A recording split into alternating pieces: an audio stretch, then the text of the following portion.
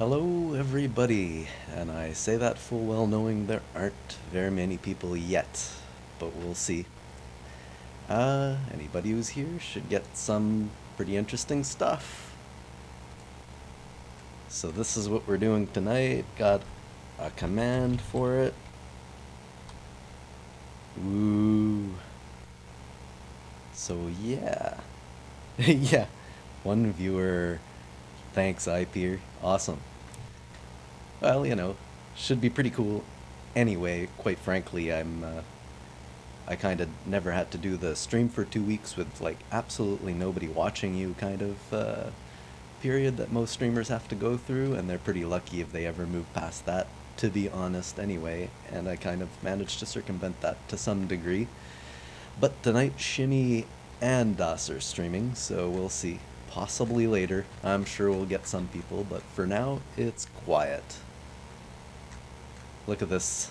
So, basically the whole idea tonight is to take FASA for a ride, and, well, I mean, basically I'm going to recreate 4 different missions. Probably not exactly. I'm not exactly a historian, or really, let's be honest, an expert in historical spaceflight. I mean, an enthusiast, maybe, but that's about it. So here is the Mercury Redstone, which, let's see, yeah, there we go. I've got a few little crib sheets here because, as I said, not a historian. But the Mercury program was active from 58 to 63, 19, that is, obviously. Yeah, the Mercury Redstone 3 was launched. Call sign was Freedom 7, and it was piloted. These Mercuries were one-man capsules, right? Which ended with the Gemini series, but Alan Bartlett Shepard, I'm sure you have to have heard of Alan Shepard one way or another. So this launch happened at 1434 on May 5th, 1961. Think about how long ago that was now. That's a long time ago. And this is the first time an American, at least, made it into space. Of course, Yuri Gagarin made it first, but that doesn't really diminish the accomplishment much as far as I'm concerned. So 15 minutes, 22 seconds is how long the entire mission lasted. And it's a fairly small rocket. Actually, it can almost get to orbit with FAR, which I am running. Yeah, 53 years ago. And that's when we first touched space, without probes, I presume. There must have been, and of course, well, the Russians had done all sorts of fun stuff. But, I mean, this was important stuff at the time as far as, I mean, it seems stupid by today's... Hi, Vic. Glad to see you here. Awesome. Yeah, basically, I mean, I lived through just, the tail end of the Cold War, but, I can kind of see it. It must seem pretty alien to people nowadays to think about, that they were worried about this kind of thing, but, as far as they were concerned, if the USSR looked better, looked more technically competent and so on, then more people would side with them than the Americans. I don't think that's entirely unfounded, frankly. And, well, at this point here, of course, the Russians still had the lead. But this was one of the US's first attempts at it here. Well, this was Alan Shepard, the first American in space. Who do we have in here anyway? It'll probably be Jeb, or other tab. That's fine. I probably should have made, some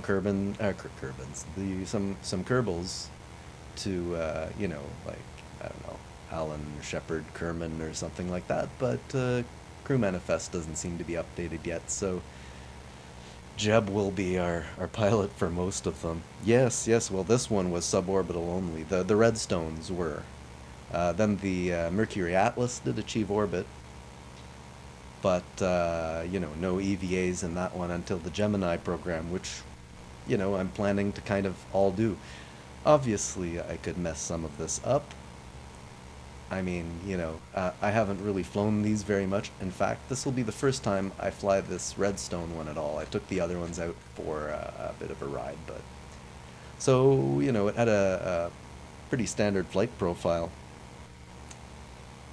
Yeah, Billy Pike. Actually, this is the FASA sandbox, so I think he was kind of already pre-hired. Yeah, there's a few Mercuries, and then I guess probably two Mercury redstones. I'd have to look at. I kind of extracted the information on the specific missions I wanted, but the Mercury redstones, there are, at least two of those, I guess, and then the with the Titan boosters. But look at this though. I mean, really, look at the detail on this thing. FASA is amazing, really. I mean, it's a fairly good reproduction. Can't see the bottom very well here, but I guess it has some launch clamps for that as well. Hopefully it won't blow up the pad on the way up. But yeah, and a nice Mercury launch escape system and everything. Oh, I hope the staging is okay. Let's check it a little bit. So, okay, first stage, well, really it doesn't have much other than that, as just retros that you probably can't control once they're on. So yeah, we get the launch clamps and that, and then what's up? What's this? Oh, okay, yes. After that, we jettison the tower. Well, here's the steps: lift off, launch vehicle cutoff, and tower separation. That's at 222. Then the spacecraft separation, and it does a turnaround 5 seconds after the spacecraft separation, and then spends a while coasting, actually, facing retrograde to the arc, the ballistic kind of arc it's in at this point. And then they ride that. At 5 minutes 14 seconds, they retro fired just near apoapsis. And then they jettison the retro rockets, and then the re-entry. The one thing I notice, the drogues deploy quite early in the re-entry, and then the main chute deploys quite a while after, and then they float down for almost 5 minutes, which is interesting. We may time warp some of that. I'll just try and approximate this stuff. You can't copy it. I have far, which changes the numbers a little bit.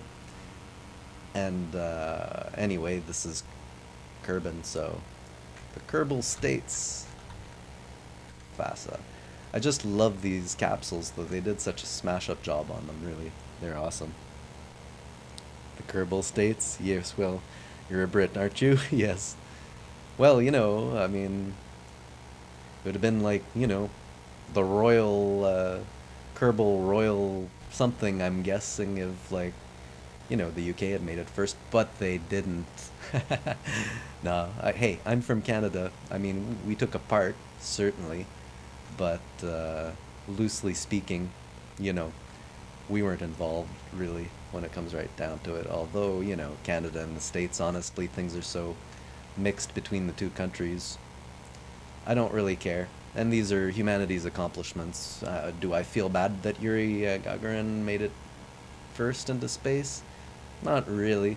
Humanity did that.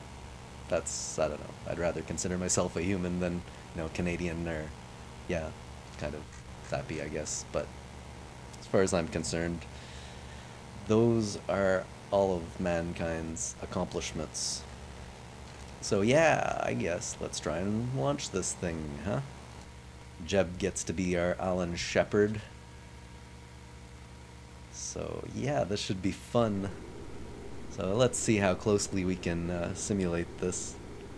Yeah, well, I know, well, Canada too. I mean, we don't get much. What we do get is pretty much paid for by the US. Alright, let's get things ready.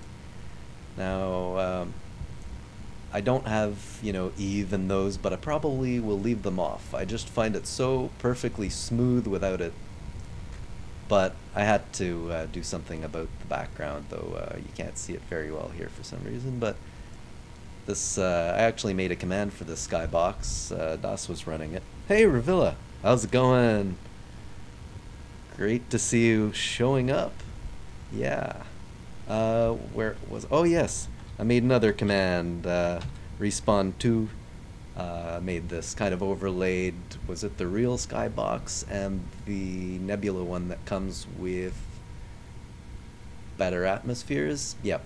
Basically did a layer with the nebulosity in front, and I think it's absolutely amazing, really. I love it.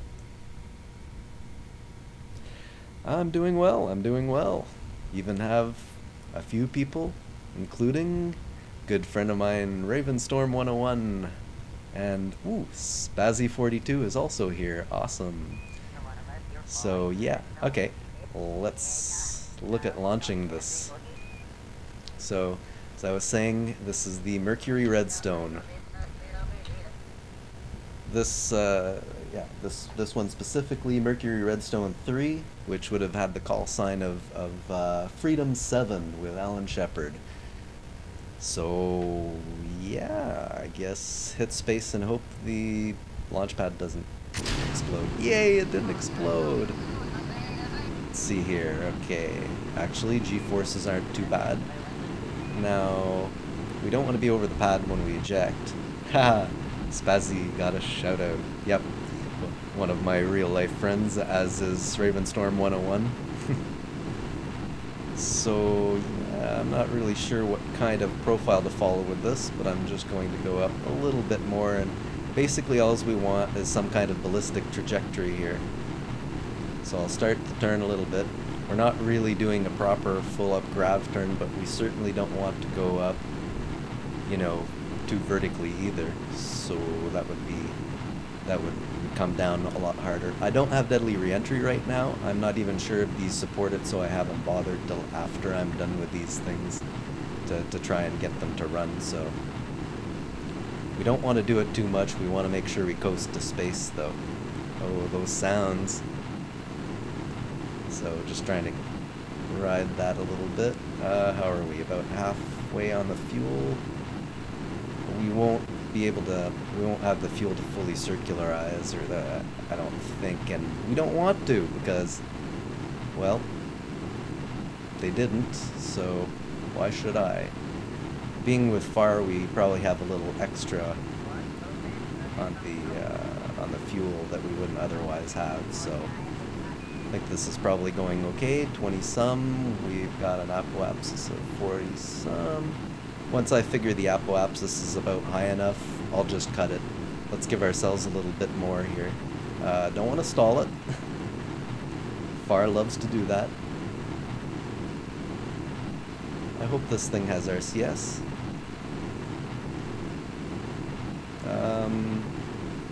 Yes, not much, but it does. Alright, so where are we? 90... So let's cut it off about, you know, well, we'll go to 110, let's say. Here we go. Alright. Hey, Smart Nut. Pleased to see you show up. Excellent. More people. It's kind of nicer when you can do this with, you know, people watching. Why is it tilting back like that? Okay, so we finished that. So let's stage it. We get rid of our launch tower. And then, yep, basically we just drop our stage. Now we are just a Mercury capsule. Alright. And here's our retro rocket engine pack. I don't believe, let's see, yeah, it's considered solid rocket for a reason, you know. Why is it doing that? Why is it tilting that way? That makes no... Oh, here we go. We also need to do a turnaround. I'm a little slow with my turnaround. Alright. So, yeah. We're at approximately the right profile here. So the next one is, it'll do the retros. It'll drop the retros. Then we'll lose the cone. What is this cone? Honestly, I don't even know what this cone is. What are you?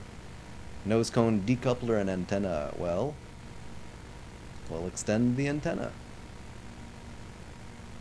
I don't know what the transmit data in this case is supposed to be doing, but...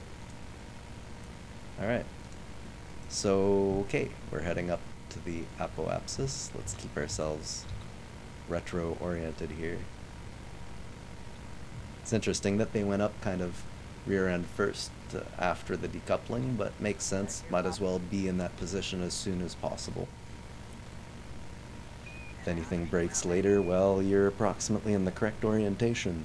I assume it followed a ballistic... Well, no, I guess it wouldn't rotate. Okay, we're getting up close. Once we get up, well, Alan Shepard would retro rocket right about at apoapsis, so I'll stage it at that point. We'll find out if it... No, it's not throttled. It'll just fire at full. I believe they were fired one after the other in sequence in this one, but I may be mixing up my missions. But it doesn't matter in our case. We can't do that. You know, every time I use that new smart ASS thing, it kills me. I'll tell you a story in just a moment about that one. Alright, so we're at apoapsis now. Let's fire. Now, honestly, this is not strictly necessary, really, is it? But, you know, we will re-enter in the water because that is what we want. Yep. There we go, that's it. Okay, now retro... Okay, now... Just jettison the darn thing. Which makes sense, we're re-entering on that. That's a really neat system. I like that. Now, in theory, you'd have a heat shield here. Whether it counts as a heat shield, I don't know. I'll find out at some point, I suppose, but yeah, like I said, I don't have deadly re-entry installed at the moment. Yeah, so while we're re-entering, I have a little bit of time for that. I like Jeb's beard. Yeah, so I went just for a test, just for the Kerbal X, just to the moon and back I was gonna do. Well, they're there, and the capsule is separated from an otherwise perfectly functional bottom. How did that happen? I was like, well, let's see about, you know, you need to just point retrograde, right, when you're landing. Just point the opposite way you're moving and keep firing and follow that marker, and you'll come down nice and gently as long as you don't slow down too much or whatnot. So I figured, let's try that. Here's a pro tip. Public service announcement. Turn it off before you get to the touchdown point because it does a little bounce. The markers flip and then, you know, you can probably figure out what happened next anyway. Basically, I ended up on my side and then trying to right it, I kind of knocked the entire capsule off the decoupler. Decoupler's still attached to the base stage, so every time I try and use these kind of autopilots, it's just lack of experience with them, you know. So I'm not blaming the tools, I'm blaming the pilot, but the pilot kind of messed it up. Am I centered okay here? There we go. Okay, so now we re-enter. And I'll wait for the flames and then I'll drop the drogue. But for now, let's drop this package. Actually, I didn't say when you were supposed to drop it, but now seems like a good time. Hopefully it won't hit us. It's gone. Awesome. There we go. Take a screenshot of that. Why is it? Oh, I see. Here, we don't need SAS anymore. We should get re-entry flamage. Any second now? Where's my flames? Give me my flames. There we go. I see it. Yeah, well, they're having a picnic on the moon right now. I'm glad I don't have TAC life support or anything. That was just me messing around, so I didn't take it very seriously like I would like in my normal game. I'd go and rescue them, but alright, 10K, let's just drop the drogue. Actually, there's only one chute here. Well, let's hope it doesn't pop open to, oh, we're doing fine. It may integrate with real chute, I'm not sure. There's supposed to be a bug right now with real chute and FAR, and I hope I don't hit it, but in my tests I didn't have any problems, so let's hope. So there we go. I mean, imagine if you were there, and you know, I'm not that old. I wasn't there when this happened, but can you imagine the first American in space? What a media sensation this was. Alan Shepard was, I mean, 15 minutes, 22 seconds. I don't know if that's the source, the etymology of the word, but that's what I call your 15 minutes of fame. And he had some kind of inner ear problem after that and got grounded, and then, I don't know, I believe he made it back up, I think in a Gemini. Yeah, like I said earlier, not a space historian, but you know, this was the most famous man on Earth for this day, I would say anyway, and that was his real 15 minutes of fame. So, yeah, if you guys, I mean, there's various shows on these things. They're really fascinating. I have, like, I think the Gemini program. Could be the Mercury. I can't see it from here. I have videos of the Apollo stuff. Hours and hours of just footage, you know, watching dust float around in the LEM or for the Apollo ones, but I haven't actually watched the Gemini ones, and I will.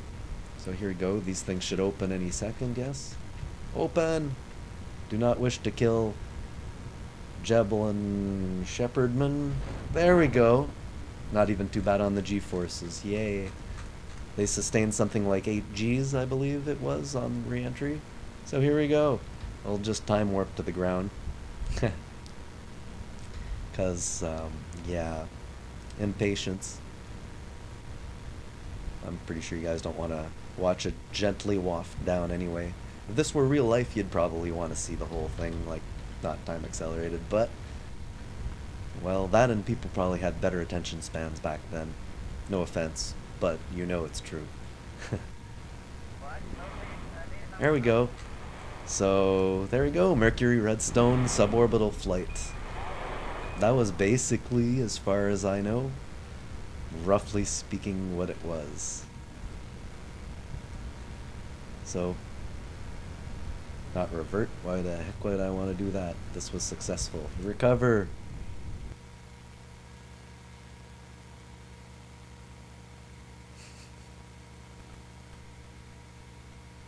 Okay, sploosh indeed.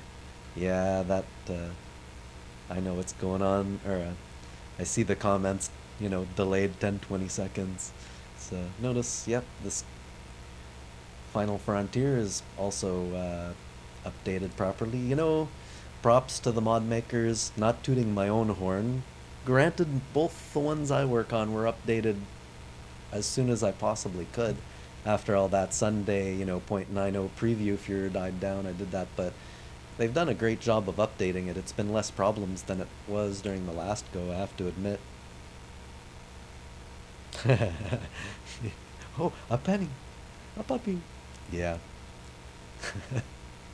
Well, you know, it's of course a generalization on the attention span thing, and I guess really you should be asking for citations on that one. But I'd say maybe the average attention span. Look at 2001, how that went with the long cinematics. Now people are like, just change the scene or something. You can really see it in the way they film things now. They don't do these super long cinematic sequences anymore. Well, usually. So I'm gonna think people probably have less patience for it. Alright, so we've done the Mercury Redstone. Let's do the Atlas. Let's find the right one, shall we?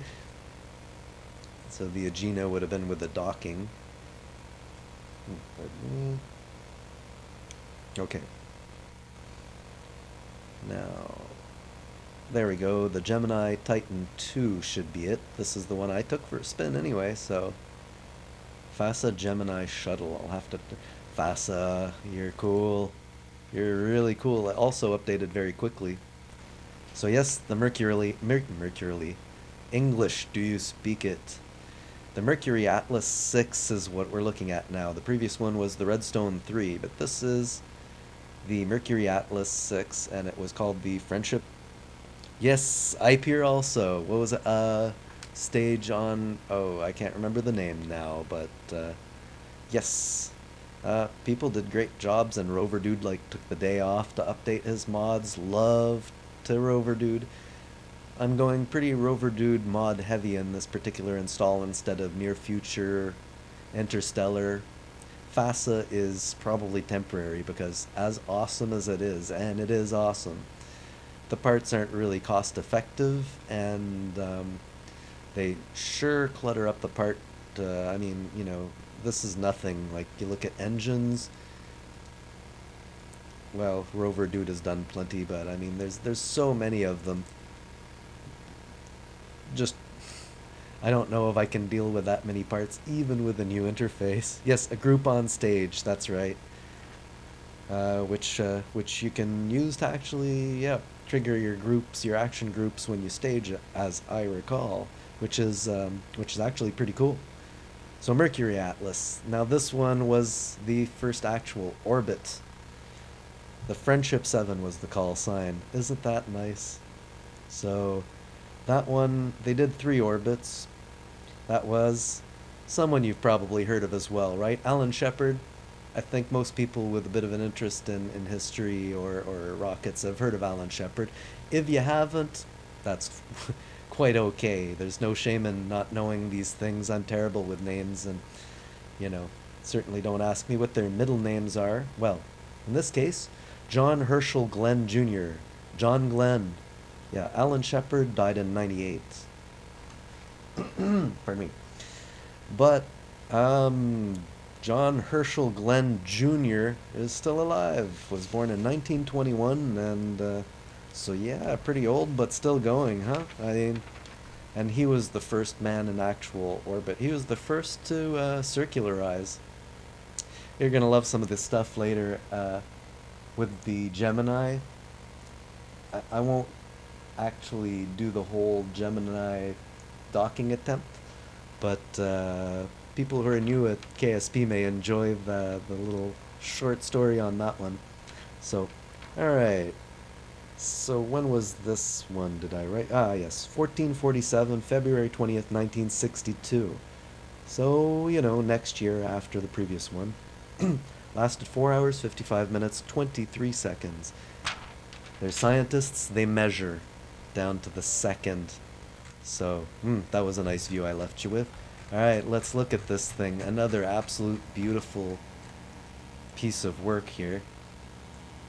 There's the docking nose cone fairing, of course. It docked with the Agena, not this one, later ones. Really, you know, Mercury... Sorry, I'm actually... Wait, hold on. I've got the Gemini. I'm supposed to be on the... Yeah, I'm getting confused here. We're supposed to be on the Mercury, not the Gemini, the Mercury Atlas. There we go. Well, it's still beautiful, but there we go. Now this is a cool looking rocket. They really don't make it like that anymore. I'm not sure what's with the... You know, why is this one long, this one short? Is it actually supposed to be like that? I assume it is. But, yeah, you do. Science is so much about measuring things, and, you know, science moves with increasing accuracy of measurements, really. The theorists like to think they really push it forward, and, you know, they do to a degree. But all the big bursts in science always happen when you measure things more precisely. That's when you find the strange stuff that you hadn't really thought of. So here we go. We're on the Atlas launch stage here, and the top is pretty much the same, but we have more rocket because this one needs to actually make orbit and circularize, retroburn, and come back. So here we go. Cool launch clamps, I have to say. And we have a stage here which drops, and it's quite interesting. I have not seen many rockets, well, any rockets that do this anymore. See, this whole cowling here has 2 engines in it, attached to it. This middle engine is attached to this central stack. So what happens is, well, you'll see it. You'll see it in just a moment. I might as well show you and not explain it. You'll see. So, astronaut check. I'm just sending Jebediah up everywhere, because what the heck. Gemini, we can bring somebody else as well. So, but yeah, so here's John Glenn's flight. So we're going to do pretty much the same thing. Here we've got the launch. Then at, well, it's accelerated for us, but 2 minutes, 10 seconds. Stage 2 extra engines, then the tower set. Then at 5 minutes, 10 seconds, they did the spacecraft separation and circularization. And, well, turn around, retro burn, you know, come back, basically. But yeah, so let's check this. Okay, they did do 3. So you need to basically turn this one properly. I also need this so I can, well, I can look at the G's here, but It's much easier, I find, to just see it up here. Yeah, I guess I'm plugging my own mod. Well, my Ninium's mod, whatever. But dang it, it is useful, and it's not like I'm any different from Shimmy or DOS or anybody else. It is a great mod. That's why I started working on it with Ninium. It's a great mod, and well, this is my little feature that I'm a little proud of. A few things I'd like to do to make it nicer, but for now, we're at full throttle. We have SAS on. I should probably look at the stages a little bit. So yeah, that. Actually, I've already taken this one up. I know how it works. So, let's do it. I know it is unique. I don't remember them seeing. I don't remember any other rocket that did this. So let's hope this doesn't mistreat me. And I don't know about these little things, but they're basically kind of RCS, or like the Verniers, or the burners as they call them in KSP normally. It's loud, so I hope you can hear me. But you know, that's the real rocket experience if it's loud for you. Seriously, if it's too loud, let me know and I'll turn it down a little bit. I can't hear myself for the obvious reason of a delayed echo would be a problem. I should totally be gravity turning. Commencing gravity turn. Not too much. Bit of a late gravity turn, to be honest with you. Alright. Thing is, we have extra fuel with Ferrum, so yeah, it's like those little bottle rocket, the ants and so on. They make that annoying noise. This does that. This kind of wants to flip out a little bit, it seems. Let's keep our inclination from going the wrong way. No, don't flip out on me. Do not flip out on me, Ferrum. Okay. Sorry, a little messy, a little messy. A little messy. Might have to jettison a little early because, you know, we're supposed to drop that presumably before the circularization burn is necessary. Look at that, yeah. Well, they share fuel, so it just means we won't be using as much fuel, really. Let's just drop it now. There we go. Probably could have kept it firing, but I'd rather not. So we'll give it, let's see, I don't have the altitude of the orbit set here, but okay. Let's crank it over. We're well above the atmosphere, and I don't want to go above. I don't want too high in orbit, but really I don't care if it's a little high, so I'll just let it keep going a little bit here. Oh, he blew it up again? Yeah, well, I tried to restage the Apollo. Did not go well. Okay, so let's just stop it at 115 here. So, okay. Now, what we need to do is the tower separation.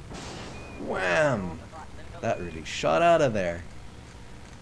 And that's about it here. So tower sep and then the spacecraft separation. Really, we're gonna dump that much and circularize with the top. Wait.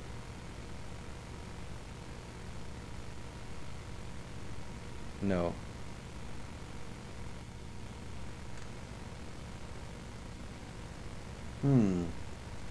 Let's see here. Spacecraft and separation plus circularization. Let's turn on the RCS so we can aim properly. As we go up here, we'll have to circularize. I'll have to put... But I'm kind of confused.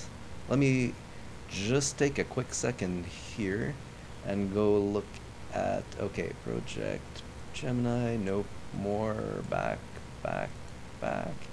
Nope. I'm in Apollo. Project Mercury. Bounced? Oh, when he was landing? Haha. Nice. Okay, now this page has a nice little diagram, I believe. Really? No little diagram? Thought I had oh, here we go. Oh, okay, I'm looking at the other mission profile. Well, let's ignore that. We'll just do it our way here. So what we need to do is circularize, and that means we need quickly Place it at apoapsis. What's our circularization? We're at 12, so really it's about, oh, it's not a great gravity turn, folks. So what are we at here? Still needs more. 115. Can't wait till I get my new LCD because I won't have to squint at stuff. You'd be amazed how hard it is to play and read this stuff when you're like on a CRT with it literally in 720p. It's not using my entire screen. It looks beautiful probably for you guys, but it's terrible for me. So here we go, 54, let's call it 55 seconds. 25, 26, 27, yeah. About 27, 28 seconds. Let's just kind of orient this correctly. How's our resources? Not bad. We're using a bit of monoprop here. We probably don't want to abuse that.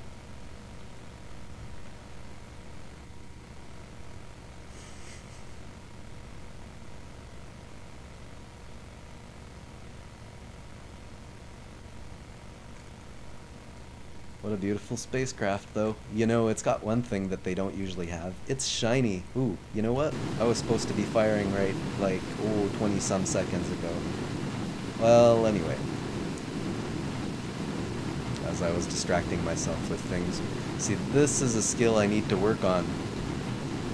Doing a little better at not getting distracted at... I'm not the pro that say, oh, shimmy or dasar at this point. Nay, I am a newbie at this. Let's fire towards the ground a little bit here. At the prograde, in fact. Should make it, I think, a little more accurate. Sure, right here. See you when you come back. Well, looks like this does have SAS. The Apollo 11, the Apollo Saturn V does not do that. Oh, nope. See, we're making it worse. Let's just key over to the marker, which I hope is helping. There we go. Okay, now we're going to end up with a bit of a crappy orbit, but we can fix it. Now what are we at? Okay, 20-some. Fire more, fire that way. Whoop, fire that way.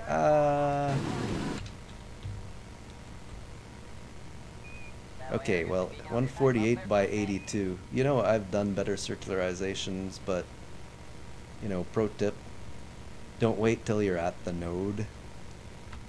I need like a node burn alarm that goes boop, boop.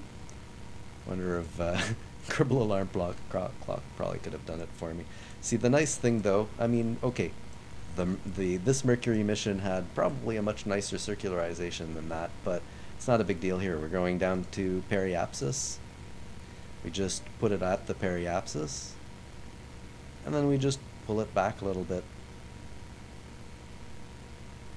You can fix a broken orbit. It only usually matters if you're trying to put up satellites, and if you're trying to put up satellites, you're going to be messing with them anyway. But here we go. That would give us a quite circular orbit. It's not even that far away. 5 minutes and some. And it's only a 2.2 second burn, so now we really don't have to worry about it. One thing that makes this easier is if you do a really good gravity turn, you don't need much delta V, and so it's kind of easier to... It's closer to the approximation of burning right on the node that and instantaneously, so not as bad. I think I am tumbling, but we'll tumble till I tumble right back to the direction I need to face. And then I'll engage the RCS. We'll just abuse this stage just long enough. I don't really need to fix this circularization, but pride, you know, and that kind of thing. Okay. That should keep. And that's kind of disorienting. There we go. Take a nice look at Kerbin below us. Again, you know, they got to spend 3 orbits like this looking at the Earth. Alan Shepard just got a brief thing followed by the terror of coming back. And yikes, I gotta tell you, that had to be Let's just call it adrenaline inducing. I mean, can you imagine being in one of these things? Just a 15-minute joyride. So let's see here. Put this back on so I can see. And do a little time warp.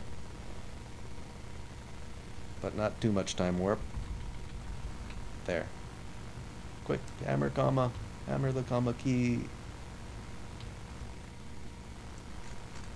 These, you know, I find this a great way to learn how to fly, because they took it in steps. It's kind of like what I wish, in a way, contracts would allow, is to do this kind of natural progression to space. That's what I like, and it's what I pretty much always do. Whether it's possible or not remains to be seen. It's, there we go. You've got plenty of time for correcting and stuff with these sort of maneuvers when it's like this, though it's having fun wandering around. Let's play Chase the Marker. There, close enough. We at 82 and 82. Okay, see? Now we're at a good orbit. It's above the atmosphere, and hopefully John Glenn isn't watching and face-palming, going, oh, you call that an orbit? So, but yeah, he probably isn't.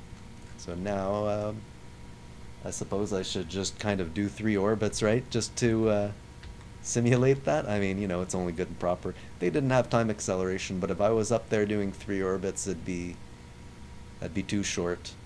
Way too short. Well, you'll see we'll be doing the first spacewalk after this, and the first attempt at orbital rendezvous and docking. Well, actually, not docking. They weren't trying to dock at this point yet, or at the point of the Gemini mission we're going to do. They just wanted to see if they could rendezvous. So that's one. That ejected the pilot upon re-entry? I don't think I've even heard of that, but that sounds Russian. Doesn't seem like something the Americans would do. They're like, yeah, oh, that'll work, nice and cheap, send it up.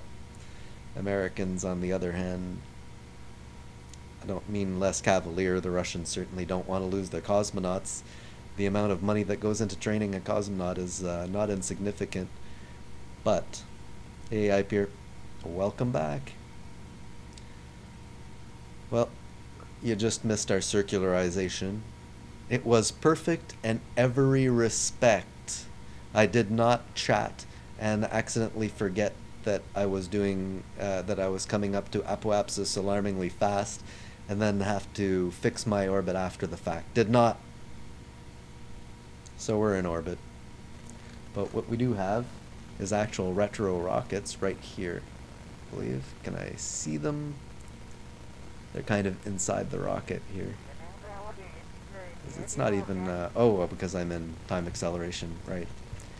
Alright, so we'll just let it do, I believe this would be the 3rd one coming up now. 30.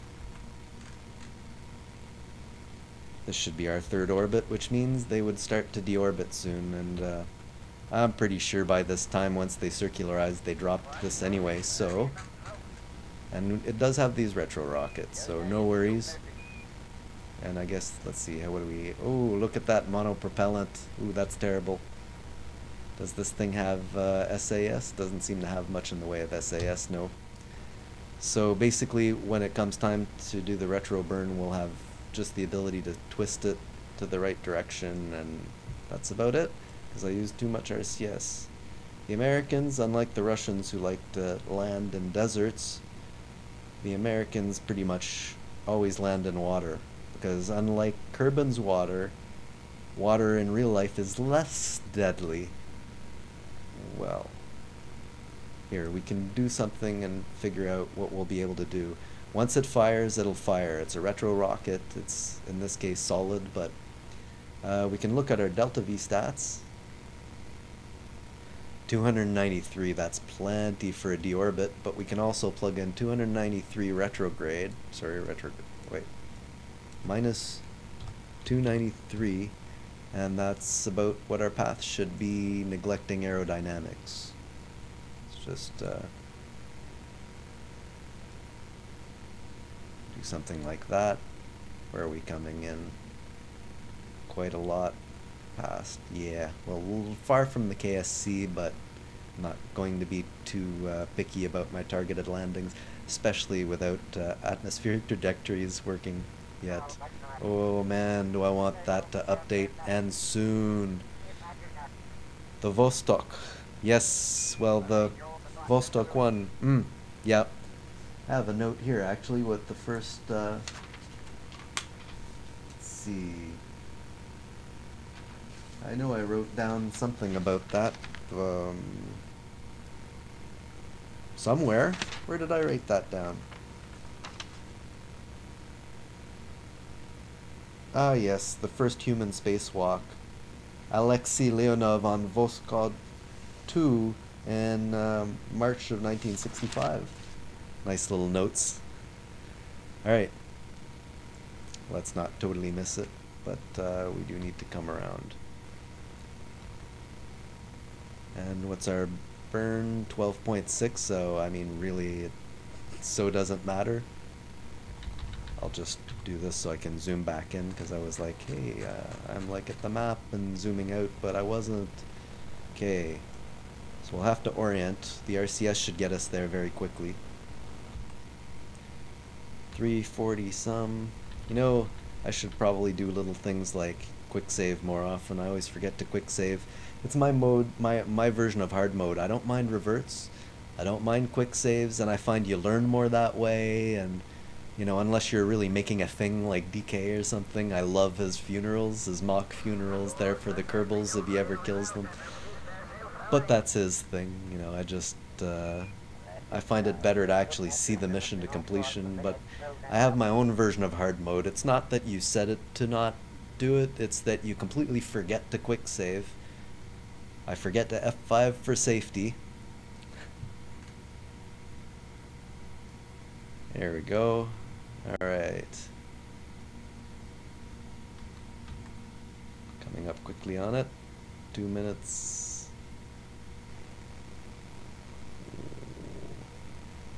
Sort of quickly. Alright.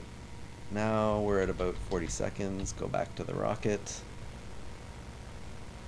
Thank you for that. Now I can't turn at all here. Do I have even any power? Oh, I've got all of my power. Alright, so 18 seconds, 12.6 mine says. I'm gonna go with that, thank you.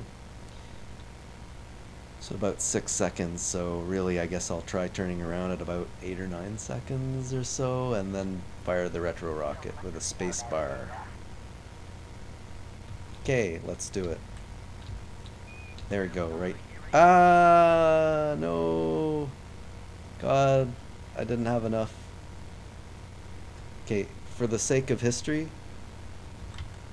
That was cheaty, don't. Yeah, I didn't do that. You saw nothing. Oh boy, and I can't reorient at all.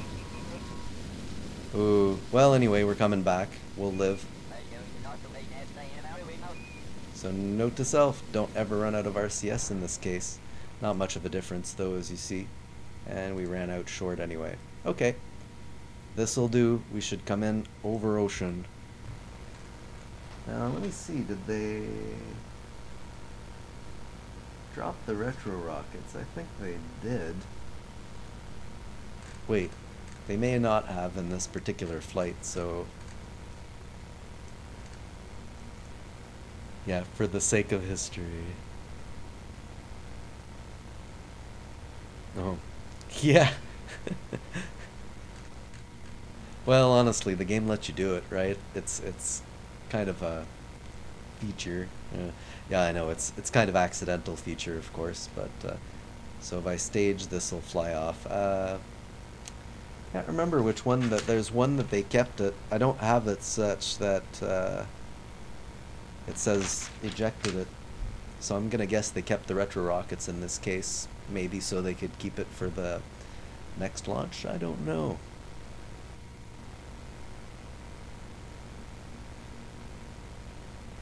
Okay, so we're coming back.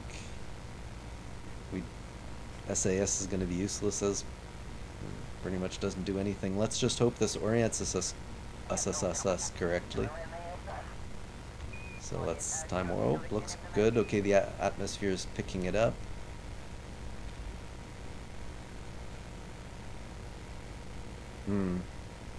Thing is, yeah, well, let's do it because of the staging.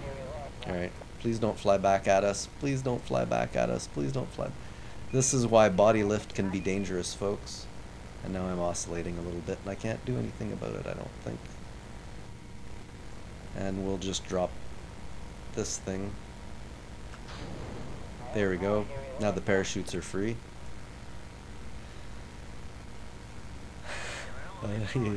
Yeah, me too, I peer.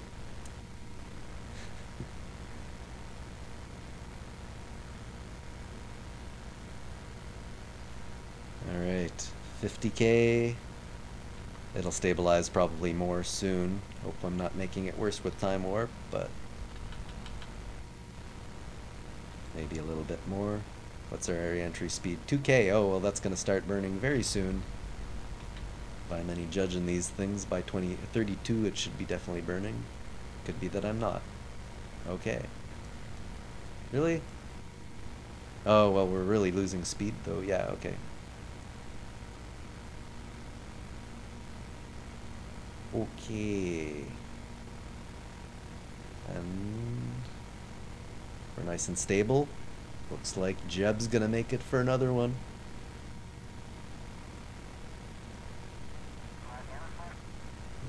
Yeah. Alright. So now there's a drogue deploy and a main chute deploy at the end. Re-entry, they were actually, and see, I can't really control it, but actually we're not far from correct. They were 1.5 degrees off from strict retrograde when they came in. I'm going to presume they were trying to get a little body lift, probably slow down the re-entry a little bit.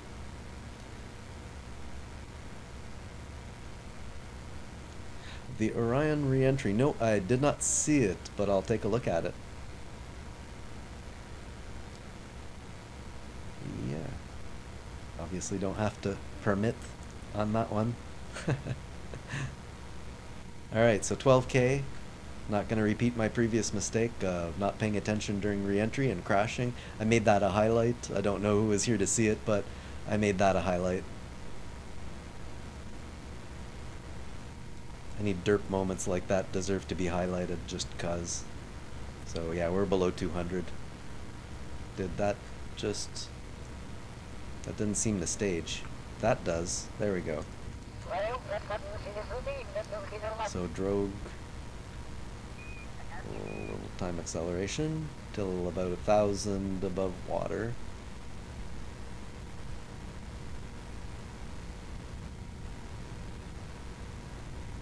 We're going pretty slow though. This is compare this to the stock chutes behavior.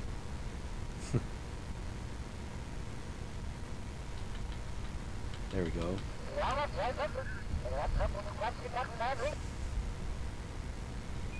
Indeed. Gotcha. And voila! John Glenn Kerbal is back. John Glenn Kerman. Can't believe I'm mixing those up. What a noob! But at least I'm not one of the people who corrects other people when they get it wrong, so I guess that's okay, because I've not been a jerk about it. Alright. Time warp down, or watch it peacefully flutter down, whatever, but...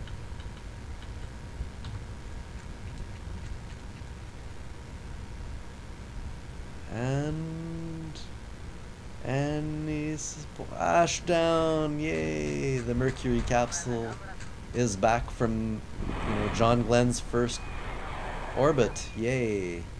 Boy, look at these details, though. Just great. Recover! So, no need for this one. Now we're at Gemini 4. From 1962 to 1966. Probably. But that's okay. People probably think we're weird anyway. Yeah, Gemini 4 is what we're looking at now. They did 66 orbits or 62 revolutions, because an orbit is not the same as a revolution exactly, right? But this was, yeah, from the 3rd to the 7th of June, lasted 4 days, 1 hour, 56 minutes, and 12 seconds. Precisely. The command pilot was James McDivitt, who was born in 1929 and continues to exist. Awesome. And the actual first American spacewalk was by Edward Higgins White, Ed White, the co-pilot, or the, yeah. Now, there's a bit of a sad story on that one, though.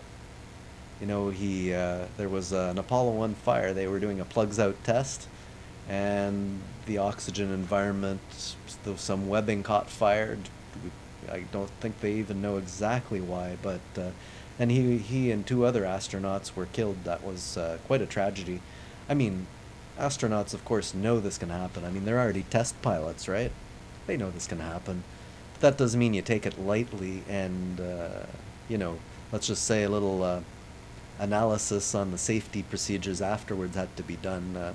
I believe, as NASA put it, it was just a failure of the imagination. Nobody thought that would ever happen. It was just nobody had thought of it, and if they had thought of it, you bet they would have taken care of that. But so he went. He lived from 1930 to 1967, when he died. Very sad, but yeah. Now, okay, let's launch the Gemini Titan 2. This was, oh, I don't see a call sign, I guess. Gemini 4, fine. Gemini 4. Probably was a call sign and I just didn't have it noted. So, Gemini, Titan 2. And this seems to work quite well, actually. In fact, I could practically, with FAR at least, I could probably take this around on a moon flyby. No joke. It has enough in FAR to do that. I had over 2,000 delta V after a decent gravity turn with this thing. I was kind of impressed with that, but about 1,000 would have gotten cut out because I'm using Ferrum Aerospace instead of stock Supodynamics, or I still like Bricodynamics better, sorry. But, alright. Let's launch the Gemini Titan. Okay. Oh yes. And this was, Mercury was the last ones where they only had 1 crew, so who do we have? Pilot and engineer. It was more of it wasn't really much. They did do some science actually in orbit, I believe. But that's fine. Bill it is. Sorry, Bob. You'll get to go along when we do Apollo 11. So that should be okay. Let's just look at the stuff here, what we've got. So the launch clamps and these LR-87 twin rocket engines. Then we stage that, and we get the top stage. And then, so looking at it, let's see here. So it's a fairly normal flight profile here anyway. Let's do it. Normal for someone playing Ferrum Aerospace, at least on Kerbal Space Program. Obviously not normal for real life. Let's try this. Another fairly nice ship, but it doesn't have the beauty of the other ones, I think, and certainly, well, the Apollo. Yeah, I like the Apollo better, but it's the Apollo. It's the granddaddy of all rockets, and it carried us to our greatest ever accomplishments. So, you know, that's okay. Okay, SAS. As I recall, this one didn't need full thrust. We'll find out when I press. Well, here, I'll scale it back if it's too much. I think this one had a little too much thrust for this, and so it was accelerating too fast. Actually, that was probably the Apollo. let's just launch it, shall we? Okay, now everything's okay, all systems go. And we have liftoff of the Gemini 4 capsule.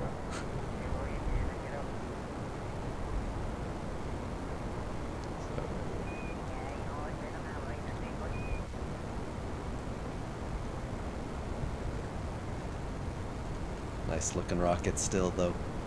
And it did the job. Gemini, we learned a lot from Gemini. Like, I mean a lot. They didn't know how to do orbital rendezvous at all. This was one of the early tests. The first EVA, you know, ever was on this one. Yeah, that's pretty much it. I don't have, you know, countdowns, honestly. A real rocket, there's a reason for it. I guess realism in this, but yeah, not really a do the countdown thing. And liftoff! Approaching max Q. I have no idea if we are. There is a stat in FAR for Q, and I could actually find that out, but I just felt like saying that. Makes me feel all official and stuff and junk. So, yeah. That grav turn needs a little more. Let's look at FAR, though, so we don't stall it. 30 kilometers. It's not a terrible one, but we don't wanna overdo it, because FAR will flip me out. What you'll see, the Apollo 11 one is really quite difficult to fly, to launch, and I actually added a couple of fins to it because FAR kept flipping it out, and honestly, I'm sorry, but it's a bigger insult to let it flip out during the recreation than it is to just add some fins so it works properly. Mach 0.9, yeah. So there we go, and we'll just get up a little bit higher, I suppose. 110, that'll be fine. Again, not a great one, but so how much? Let's just look at the delta V and decide what to do here, since I don't have the exact numbers. So 917 we have. Won't be enough to circularize, but this will be enough to circularize us and bring us back. Yeah, see, oh, well, see, last time I did a better gravity turn, and I ended up with the whole tank above it free in orbit. That's the power of a good gravity turn.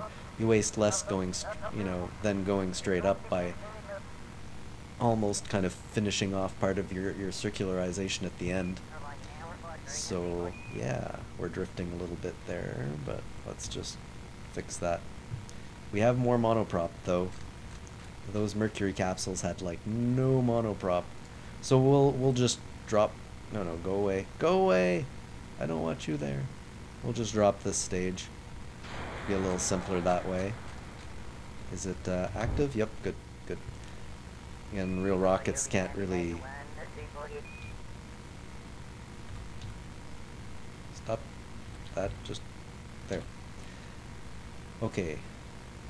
So, now we go up to 110. Actually, obviously, I need really quickly here to pop a circularization in. So we're at about, we're gonna need about 1200 just to get it there a little bit quicker. I kind of just prime it. And 110, whoop, close enough. 110, no problem. Let's just put ourselves on the target marker and we wait. Put on nav HUD. 44 seconds, so at 22 seconds, let's just go to chase mode so I can see better here. Whoop, other way, 22 seconds. We're a little off on our inclination, almost a degree, so really I should fire a little bit down. Okay, here we go. That sound, why does it always leave those up? That's so irritating. Okay, it's not gonna derivate much this way, but let's just pull it down a little bit so we come back a little more equatorial. 70.7 of a degree.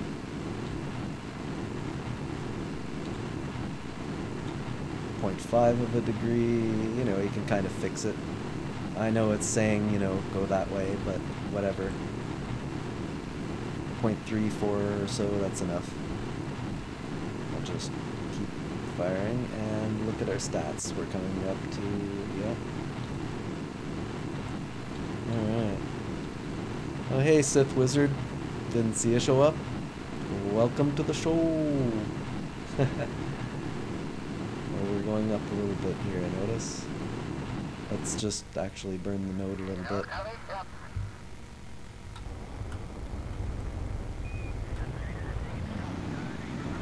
Really? You're gonna go over there? I've done terrible circularizations today. Truly, truly.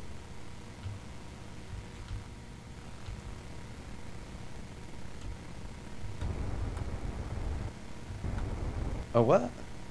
Seriously? What, that had me burning retrograde? Dang it, it's an orbit. And it's good enough.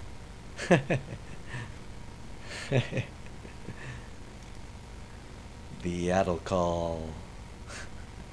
Alright, there we go. I know, can't rocket today. Well, you know, that's the thing. You don't need to, you know, we don't have limited burns like in real life, and honestly, that's not that bad.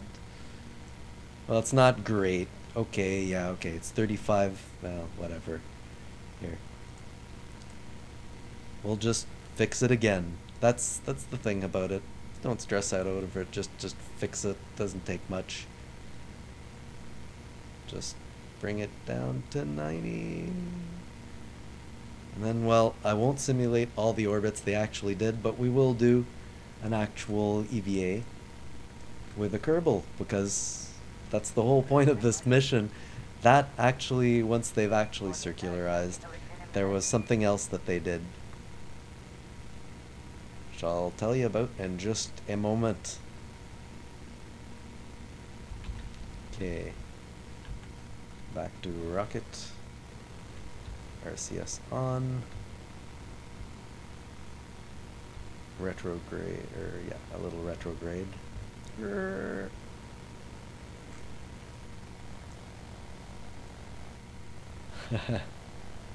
No problem, Sith Wizard. Glad to just have you here. Oh, see you later, Villa. Did I hope I got you before you left. Thanks a lot for coming. I extremely appreciate it a whole lot. And well, I hope you're you had fun watching it. And the VOD will be up, so you can watch the rest if you really want. I'm thinking the Apollo stuff's gonna be the coolest. Apollo 11 all the way to the moon, you know, kind of thing. Well, that's pretty cool, I think. I mean, Apollo, granddaddy of them, isn't it? Whoop. Wow, that was quick. So here we are in a fairly darn circular orbit with like quite a lot probably of delta V. Let's just out of curiosity find out how much that is. 912, more than enough. So yeah, well, I was saying, what they did here, they were going to try and dock. Well, sorry, they were going to try and rendezvous with their launch stage, the Titan II launch stage.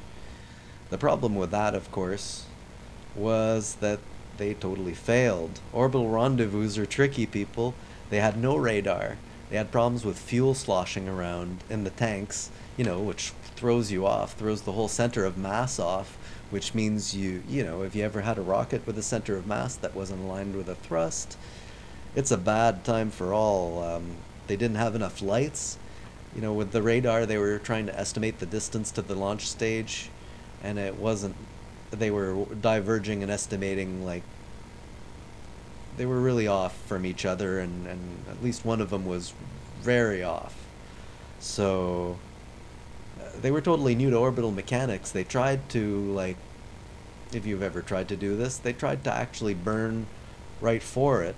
And what happened was they were firing retrograde, which caused them to, you know, have a trajectory more re-entering the atmosphere, kind of. Basically, they just didn't have a handle on orbital mechanics. So, you know, if you ever have problems with orbital rendezvous, just remember NASA also had big problems learning how to do orbital rendezvous. Really. So, you know, there's no shame in any of that. You got it right. Planet Shine. Yes, actually. Good point. Notice the blue here, very nice. Look at that. Right off of, actually, you know, it looks like distant object enhancement is doing something here as well. Let me see, distant object enhancement. Where are you? There it is. I think, no, I turned off. Is this what it is? No? Oh, must be some dynamic sky dimming elsewhere, because I swear my background looks less shiny than usual. Could be just because I have big lights around me here. So, yeah, I mean, what I'm not doing here, of course, is actually practicing to do a rendezvous, but they totally messed it up, so like I said, don't feel bad about it. What I am going to do, though, is EVA somebody. So, well, Jebediah is actually the commanding pilot, and he's got to stay in his capsule. Bill, on the other hand, is the co-pilot. He'll be our stand-in for Edward Higgins White. So, here's our Ed White. Trying to get out, trying to get out. Damn, the hatch. My way of saying they had problems with the hatch, which, as you can imagine, is kind of a big worry in these kind of cases, right? You don't want to have problems with the hatch. It's a bad thing. Bill is expendable. Yeah. So they messed around with the door a little bit, and at some point, bam, there we go. Now we have the first Kerbal in this particular save, certainly. He had a tether, and he had a little, they called it a zip gun, and they would shoot that, and it would shoot a little bit of compressed air, and you could use that to kind of move around. It's a little easier than pulling on your umbilical, which I'm assuming there's enough rope and it's solid, but so he hung there for a little while. Do I have... No, didn't want free EVA, so there we go. Okay, here we go. This is the thing. And we'll just get a little bit of... So he hung there for 20 minutes, actually. And, yeah, so they had this conversation. McDivitt to White. He says, I'm going out to push to talk. I should explain they had problems with the... with things. They had to go to push to talk. To speak, the automatic, you know, the whatever you call it, the not having push to talk, where the automatic detection of the voice wasn't working very well, but it worked okay between them, but not with mission control. So he goes, I'm going out to push to talk and see what the flight director has to say. Flight director Chris Kraft to Grissom. The flight director says, get back in. McDivitt says, Gus, this is Jim. Got any message for us? Grissom says to them from Mission Control, Gemini 4, get back in. McDivitt, okay. To White, I assume that's what they're saying now. Finish it? Thank you. He says, okay, to White. They want you to come back in now. And then they had more hatch problems. Let's not drift too far, huh? They had more hatch problems getting back in, but McDivitt actually had, you know, they were really involved in the construction of the spacecraft, and he knew how the door was constructed. He'd been there, and he knew it was a spring. This is where Navhead's handy, but don't really need it here. Where's the hatch? Where are you, hatch? Seriously, where's the hatch? There it is.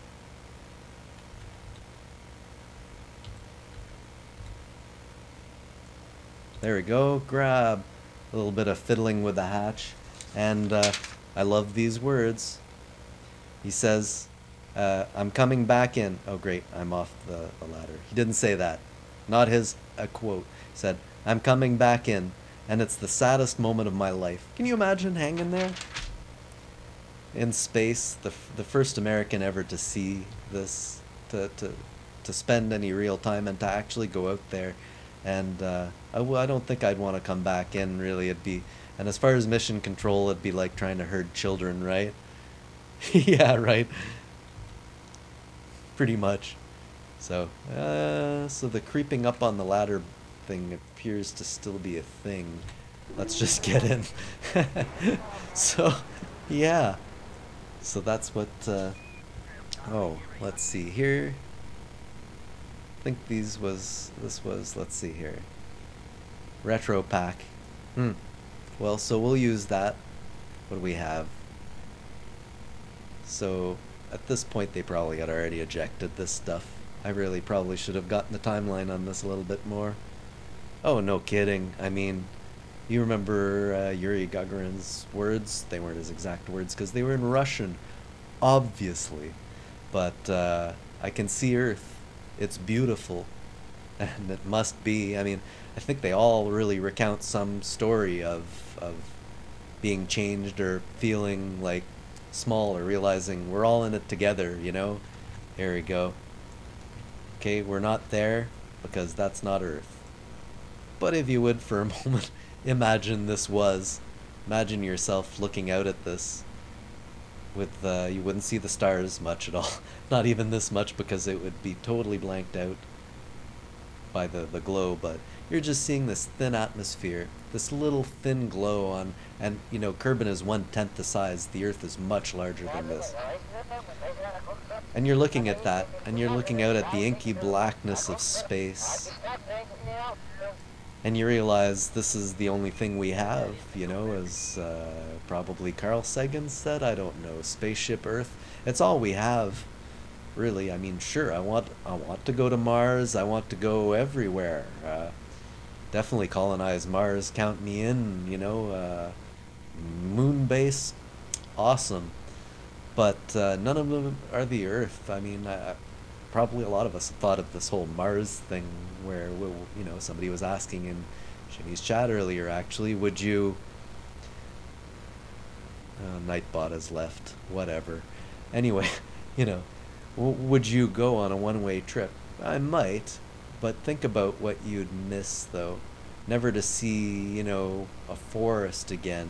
Never to see a large group of people walking around. Never to be in a city. Never to see the blue sky of Earth. I mean, you're giving up everything. The Earth, it's where you keep all your stuff. I don't know. It's something. Out of introspection mode, back into this. So I suppose that was mostly to circularize on that stage. I'll have to look up more about the Gemini missions, actually. Find out a little bit more. Now we're facing one of the poles. What are we looking at here? Retrograde. So we'll just... I'll F5 just in case I screw this up. And let's stage it because we'll use the retro motors to come back. So he did those 66 orbits originally, but now what do we have? Utility pack and decoupler. It has... Oh, it has mystery goo. Doesn't work here, but that's actually really cool. Log radiation levels, which they did, by the way. Log gravity levels, gravity data, I believe they did some of that. Oh, the attention to detail, just amazing. So where's our RCS? What do we have left? We still have tons of it, and I'm guessing it's in here. No, there's 10 here. Once we lose this, we'll lose most of it. So basically, once we're ready to retro burn, we'll take care of that. We're going into the night side. We don't want to do that. We want to come down during the daytime. Oh, Carl Sagan quote. Gotta read that. Carl Sagan is awesome. A starship of the imagination. The Earth is the only world known so far to harbor life. There is nowhere else, at least in the near future, to which our species could migrate. Visit, yes. Settle, not yet. Like it or not, for the moment, the Earth is where we make our stand. That's true, and he always was an eloquent man. I love Neil deGrasse Tyson, and I have to say, if they were going to find anybody to do Carl Sagan stuff, Neil's the man. But there will never be another Carl Sagan. People like him, maybe people as good or even better in many ways, but there'll never be another Carl Sagan. The Meat Planet. If you guys want to have a laugh, probably people here have seen it, but hi, Sully Train. But the Carl Sagan Meat Planet thing is absolutely hilarious.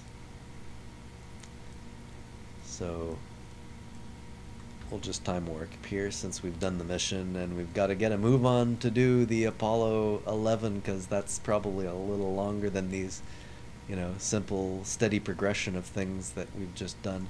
So let's see. You know what's problematic? We'll have to come back right about here to get to the water, since there's a huge massive continent right in front of us.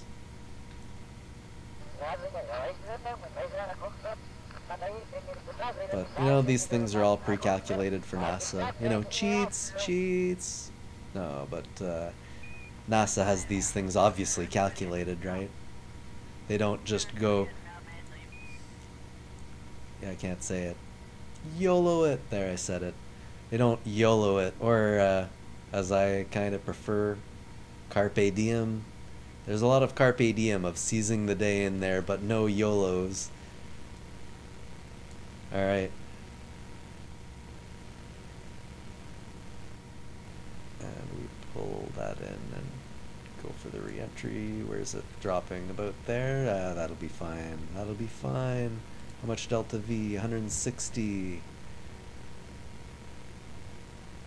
Yeah, I would hope. Well, it was calculated so precisely.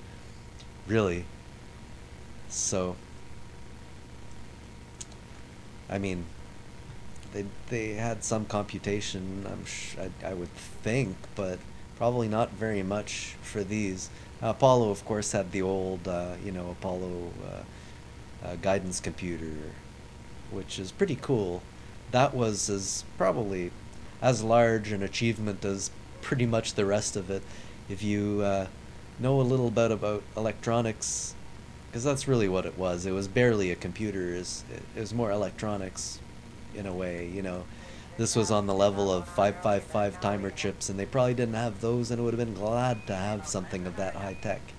I don't know, but either way it was wired, and I mean, the details are out there, probably enough you could make your own if you wanted to, and they're probably still around. But, you know, this wasn't, you know, a nice console you typed at. You had verb and noun kind of thing that, you know, they would, verb, what's the action, noun kind of, what are you doing it to, or what's the subject of the action or whatnot, you know, basically separated like that. And these were numbers, and you had to know what the heck they were. Okay, RCS is on. Let's get ready to burn retro soon. Actually, given that, we probably have plenty of RCS, but let's make sure we have full RCS here. Yep. Since we're going to retro burn, let's get rid, oh, hello, it was doing its thing. Okay, we get rid of that thing. The technical term is doohickey. And what do we get rid of? We get rid of this. There we go. That's a pretty nice light separation, isn't it?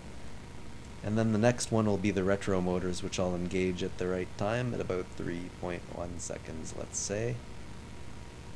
I assume these are also chemical. Yep. Can't control a darn thing. Where you end up is where you end up, and if you don't like it, tough. There we go. That was our deorbit burn. Now there's 2 sets of parachutes on this. Docking, nose cone, fairing.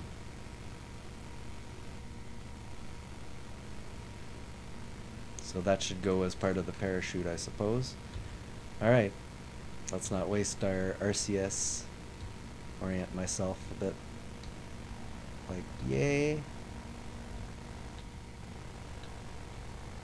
And hope that... Do I have forward RCS? No, see, it only has rotational controls here. So... Are you in my... Go away. Go away! All of you! Seriously, that could be dangerous. And this looks like it's creeping inside of it a little bit. If I time warp right now, I'm probably in big trouble.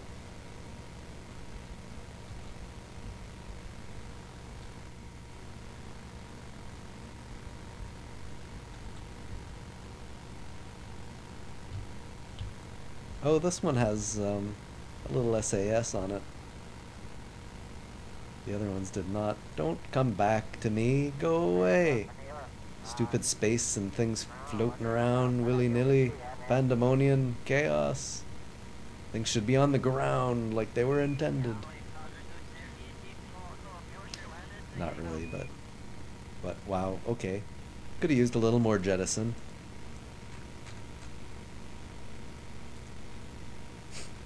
Really, really could have. Yep.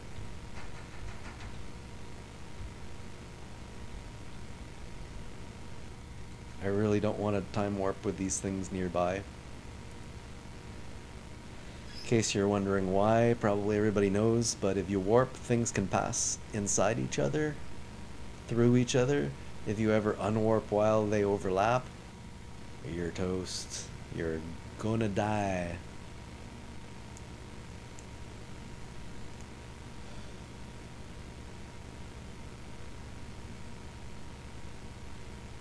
Hopefully this will be okay then.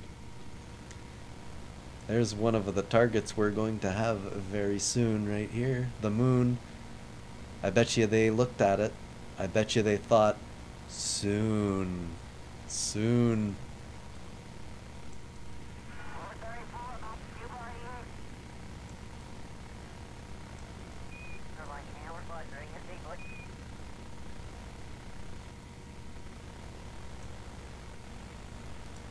Just a moment.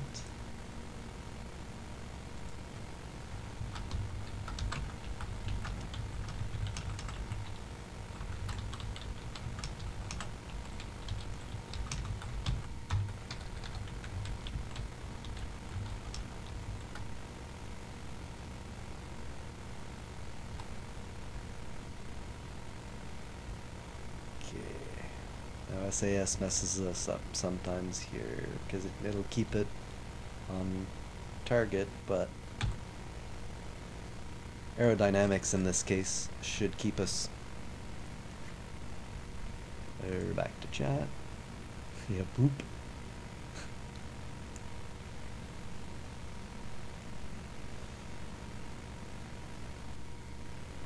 Alright, I'll just time warp a little bit here.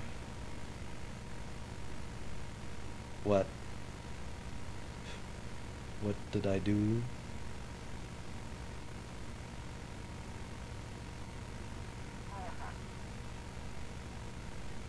Did I do something stupid?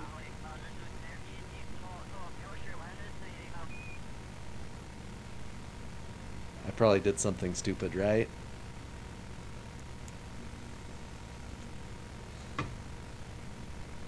Ah, we're fine.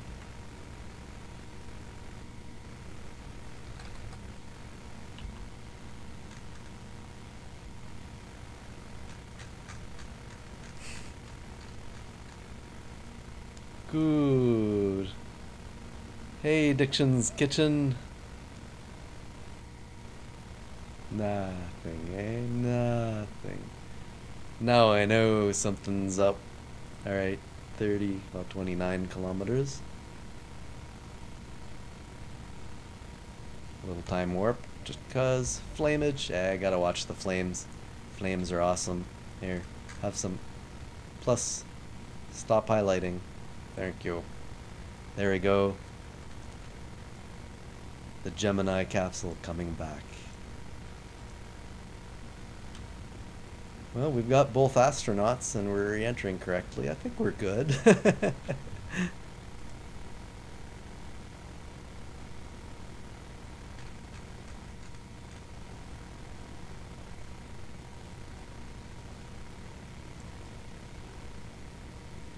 I look around for things about to smash into me or something.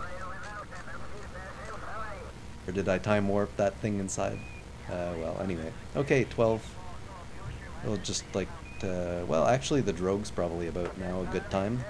Probably should have even opened it much sooner. It has two parachutes. It has this drogue, and then it's got the chute. This is a little better than use one parachute and sustain 30 Gs that you get otherwise, huh? What do you think of Bill's awesome stash? Yo, yeah. He'll be a fireman after this, so he'll retire. So.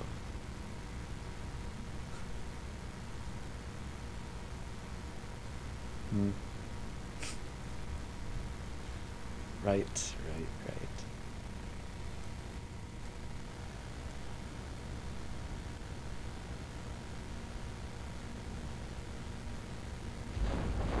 Boom.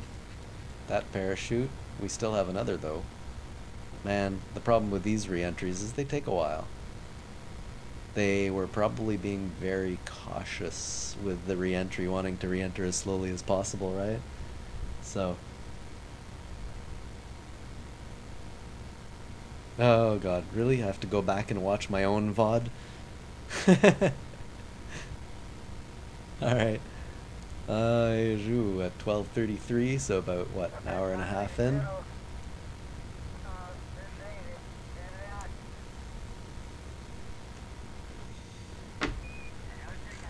Probably went like 2 millimeters past some of those other parts or something. I don't know. I'll guess, don't know. Honestly, 33.1, I don't really want to open the other chute yet, because then it'll really go slowly. Let's just time warp this baby a little more than that. I'll open the next one at like 1,000, or, well, maybe a little bit before, just to be a bit safe, but... And I can time accelerate that. Here we go. The big chute, which is inside that one. Real chutes don't work like that. But then, you know, you don't sustain 30 Gs from your parachute opening in real life. 8, perhaps.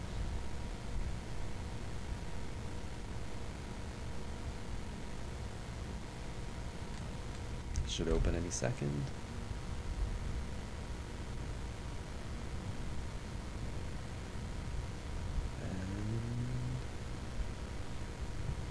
Are you going to pop open anytime soon, Mr. Parachute? There it goes. Really at 200. Man.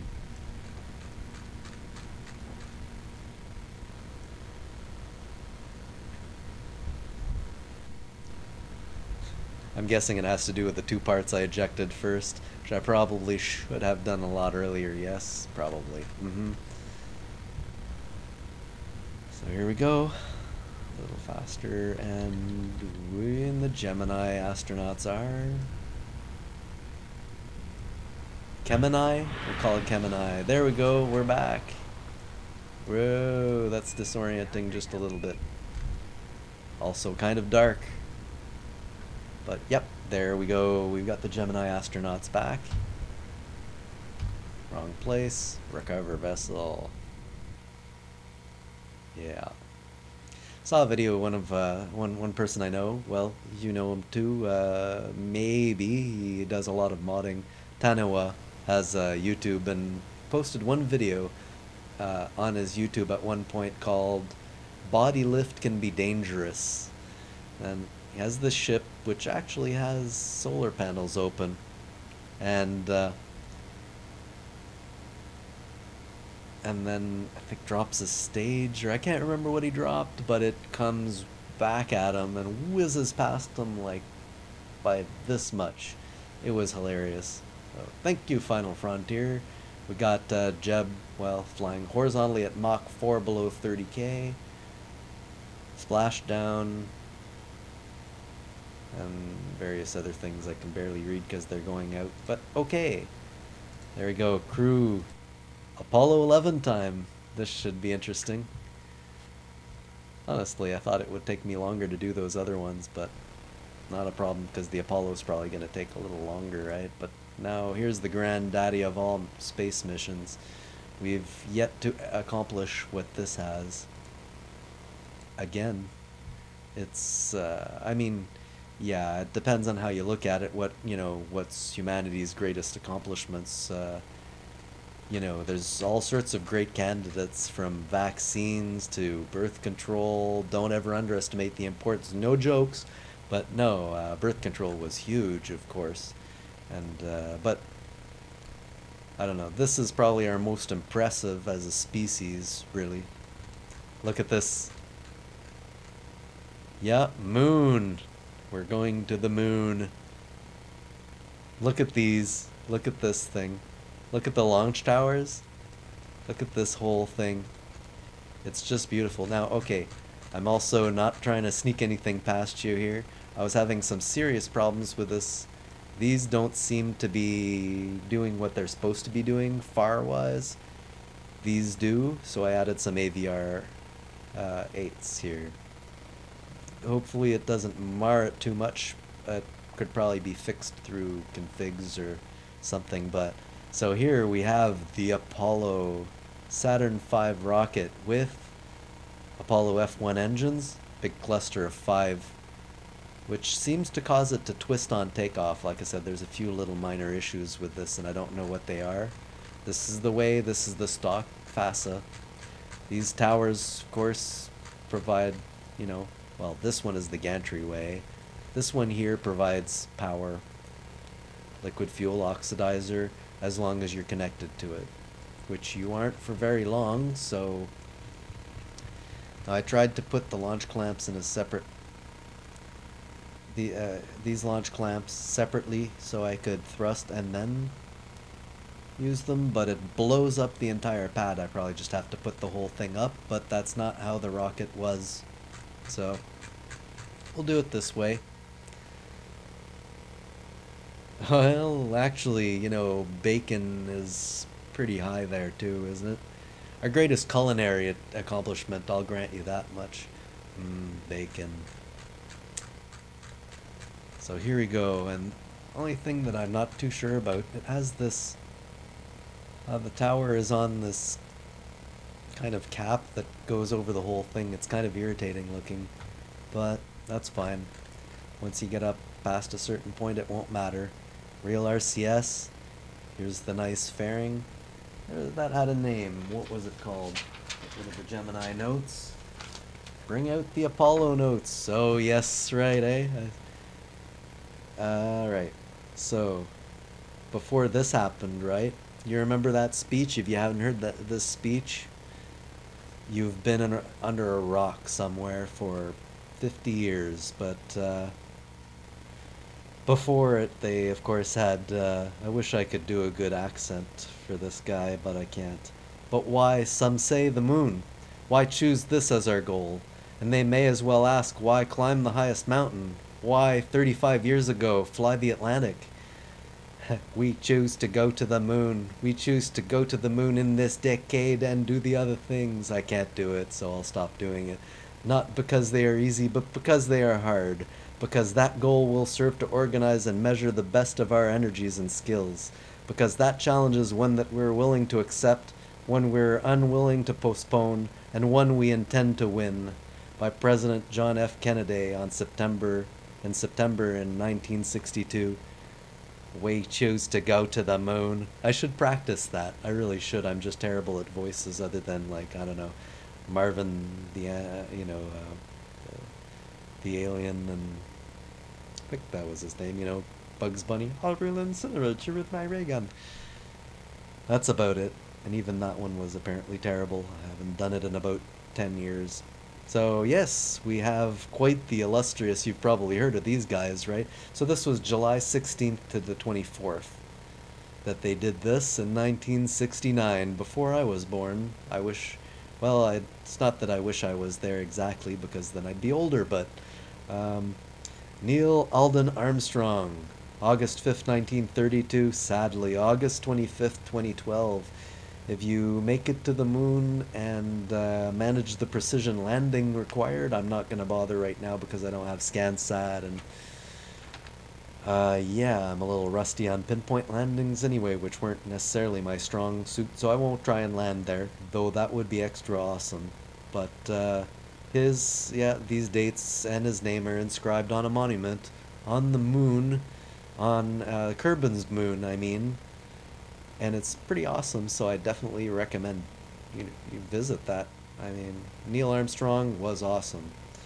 The command module pilot was Michael Collins from October 31st, 1932, still alive. Yay, a lot of these guys are still alive. Exactly, exactly. Mind you, now Michael Collins, I like the saying, pulling Collins duty. You know, you leave a Kerbal behind in the capsule while a couple of other ones get to go down onto the surface and have fun. That Kerbal is pulling Collins duty. I love that. Still, hey, somebody had to stay up, and he wasn't a drama queen about it, right? He did his duty, he did his job, and got to stare down at the moon and everything. But he must have been just a little bit jealous of Neil and Buzz. And then, of course, the LM, the landing, the lunar module, Edwin Eugene Aldrin Jr. You can see why he kind of goes by Buzz Aldrin. I'm kidding, Buzz. Don't punch me. January 20th to 1930. So, yeah, Buzz and also another awesome person, and the one who actually piloted the LEM down, or the LM, whatever you want to call it, with Neil Armstrong, and, well, I guess the second man on the moon, you know, he pretty much said as much.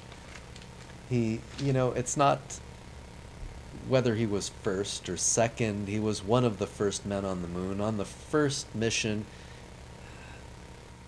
like, does Neil Armstrong actually really deserve more props? I don't think so. And Michael Collins, they couldn't have made it without him either. They're all heroes. That's all there is to it. So, I guess give it a little quick scroll. These launch clamps. I've done this before, but not with FASA. I built kind of my own with lax stock extension stuff, which was a lot harder, especially with the launch tower without this special custom piece. So we probably have, yep, Jeb, Bill, and Bob. They're not the three, they're not named after the three that went for us, but whatever. They're Kerbin's equivalent. Alright, now forgive me if I screw this up. I'm going to F5 because this thing is extremely twitchy. It likes to keel over. You have to gravity turn extremely gingerly. Otherwise, it doesn't make it. But if you just kind of just barely lead prograde, it makes it. There we go, on the launch tower at night, which wasn't accurate. Here on the other one, launch. So the first two stages go to 190 kilometers after an 11-minute burn. And then, so what happens is you have one stage, the bottom stage, the main lifter stage. It decouples, and then you get the second stage, and that takes you far enough anyway. But then with the third stage, you can circularize, and that one also does the translunar or transmoonar injection. Yeah, yeah, he kind of does actually. Texture replacer, added teeth apparently. I didn't even notice. You're right, kind of. I don't know about creepy, but you're not used to it, right? Look at that, though. That skybox, that's the real sky one, and then, well, there's the nebulosity that was added by Respawn 2. As I said, like, just do exclamation skybox, and actually, no, that won't work because Nightbot is missing. Just give me just a second to get him back into the freaking channel, honestly. Seriously, Nightbot. Alright. Just join the channel. You were there when I started, really. Honestly, this is just what you want to have to do in the middle of the stream, right? Nightbot, join, sir. Join. Thank you. He's back. There we go. Yeah, so exclamation skybox will get you the URL to that the one that Respawn 2 did. No leaving. You can't leave, Nightbot. Ah, but I wanna. Alright, so first things, as I recall, had to be at about 2/3 on the throttle, or it went too fast. And Ferrum Aerospace did not like that. SAS is on. Alright, retracting the gantry way. Our astronauts are safely aboard. There we go. Gotta love that, don't you? Look at these. There we go. Wait, no, it took... Oh, nope, the gantry way is the second one. Nice narration there, yeah. Okay, so the ones that provide the fuel and so on are gone. The astronauts, I presume, have now made it onto the into the capsule with their suitcases with the umbilical and their astronaut diapers. At the end of the day, you know, I always think of this, you know, we tend to idolize people, right? Like Neil Armstrong, Buzz Aldrin, Mike Collins, like, and think they're like gods, you know, whether it's sports figures or, you know, the thing is, I like to think of those NASA astronauts walking down that hallway and then getting into the capsule with their, you know, briefcase things, and I just think to myself, they're wearing astronaut diapers. It just underscores it. We're all human. And of course, as a most famous book puts it, everybody poops. But yes, on another topic though, but yeah, I mean, we're all human. And they were great people, it's true. Many of us probably in the same circumstances could have done the same thing they did. And I mean, we never know till we're put in that position, right? With the right training, maybe. So I'll just get into my usual launch kind of, here we go. Okay, get rid of the last launch clamp. And now we're ready. So 1, 2, how do you do countdowns? Backwards, 5, 2, 1, go. Now it likes to do this twist, so first thing I'm doing is fight this twist. I don't know why it does that, but it's annoying. Now we want to get it so that we're still oriented about the same, but look at that, we're really going off here. We need to fix that, and we need to do it without flipping. Okay, there we go, there we go. Okay, so we're more or less along the right axis now. We're turning too fast, though. So let's try and go a little straight up. Look at my inclination, it is going down. We're okay, we're okay. Oh, I know, the wobble. Oh, you should have seen some of the wobbles I got. Right about around here it tends to really wobble. Alright, we can start doing a bit more gravity turny kind of stuff here. Yeah, the wobble is great. Oh, sorry, Diction's Kitchen. Didn't mean to. I probably should loosen Nightbot a little bit there. Oh, and the engine sounds. They are beautiful, aren't they? They're just gorgeous. I love these engine sounds so much. This is very accurate, actually. And my inclination is going a little off.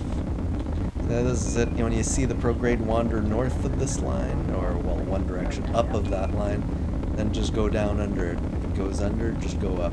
This is much easier to see with NavHUD, but I'm just staying in this view. A little more interesting for you guys, I think. And we're getting ready to stage soon. This isn't doing too badly. Stop wobbling. Stop. Stop. Okay. Don't fall over or anything silly. And we are out of fuel. Second stage, go. Second stage, ignition. They actually waited for that stage to get a little further before they did, but before they ignited, so there was actually a fair pause, but the Earth is larger, can I tell you? Kerbin is smaller and it's a lot harder. Well, no, it's a lot easier, but I mean, the turns are tighter, you know, you have less time to do all these kind of things like wait. So this shouldn't be a bad circularization burn. Let's do it properly here with full thrust. Or maybe not full thrust. Should settle down a little bit on the overheating. Let's just tweak it down a little bit. There we go. Okay, 70 some. We really need to get more orbital speed. The trick here, of course, is to hit your apoapsis height. To get to your apoapsis height to where you want and hit, well, in this case, over orbital velocity, because you're going to lose some on the way up, right? So I don't really want to have this very far off.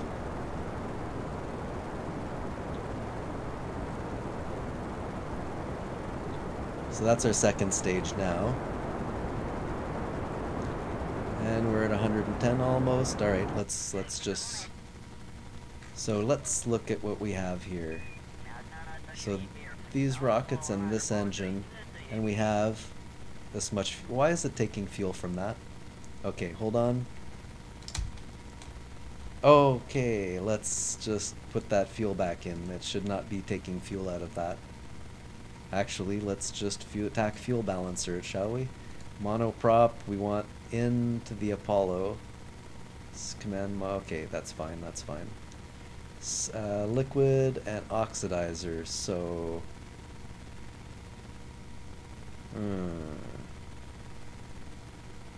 We need to make this bigger so I can see it properly.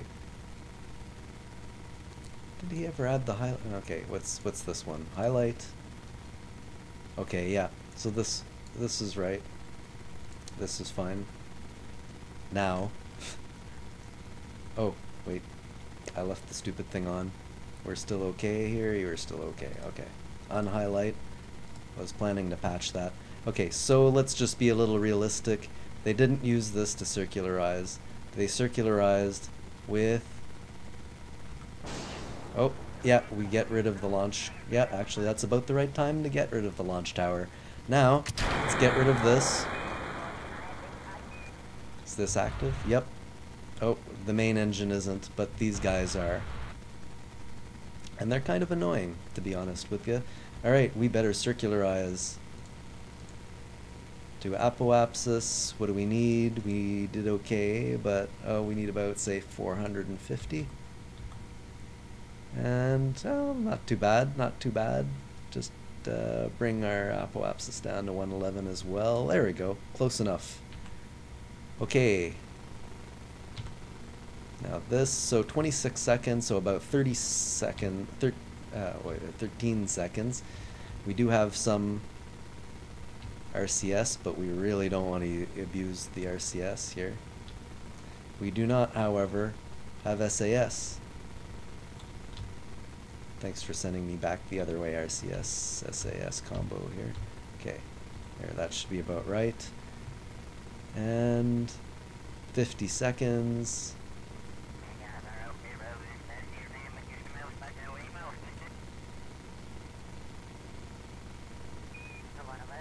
Hello to everybody else who's shown up. Glad you're here, and hope you're having a... Oh, Shimmy lost a station. Oh, oh, he's having trouble, is he? Alright, I better pay attention to this, though. Alright. When we do this, I'll just turn on the RCS at least briefly, but the engines have enough gimbling to keep it at 13 seconds. Estimated burn 8 minutes 7 seconds. Seriously? Oh, jeez. Forgot to stage almost. Turn off the RCS. We don't need it.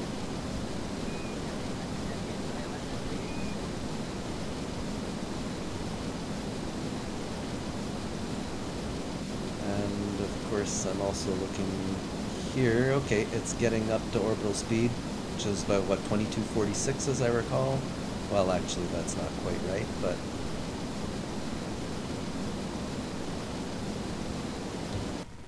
Okay. Whoa, no, no, no, no. So we're at 106, 113, actually. That's plenty circular enough. I need to practice my circularization burns, I swear. But, you know, every rocket is different. When you get used to a rocket, it's a lot easier to get these things done nicely. Just tried to destroy it by spinning it with his shuttles. Ended up destroying both shuttles and leaving the station intact. Yes.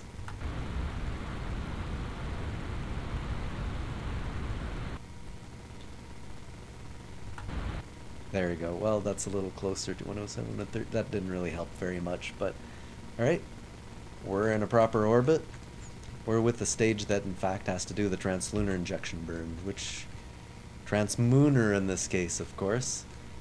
So let's see here.